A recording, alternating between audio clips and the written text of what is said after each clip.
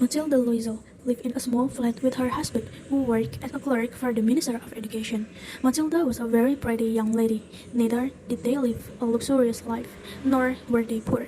Mathilde was very unhappy because she always thought that she was born for all luxurious in the world, but she had to live a petty and simple life. Her husband brought an invitation to a dinner party organized by his office. He thought his wife would be excited, but instead she was upset. She complained that she had nothing suitable to wear to such a great occasion. Her husband generously agreed to give her 400 francs that he had saved to buy a new rival to get herself a dress. Mathilde became anxious in the week of the party. On asking her, she told her husband that she had no jewelry policy with her gown.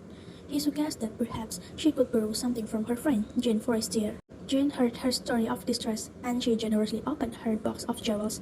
Mathilde borrowed a sparkling diamond necklace. Mathilde and her husband attended the gala and had a great time.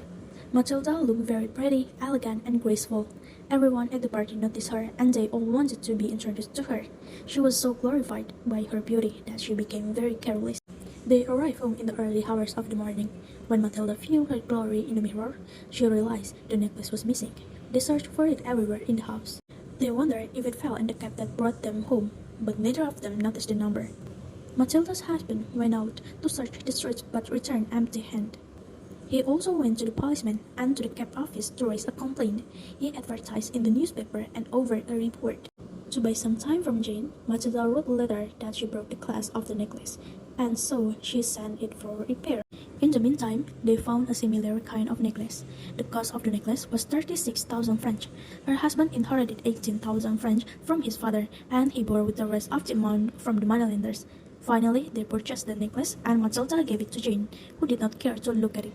Mathilde's life changed dramatically in the next 10 years. They moved to a much smaller apartment where she cooked and cleaned herself. Her husband did multiple jobs, and she also did other work to pay all the money they had borrowed. After 10 years, they were able to pay all the money back, but by then, Mathilde had aged a lot. One day, Mathilde met Jane Forestier. She decided to confess the truth about the necklace. Jane was surprised to see Mathilde stick.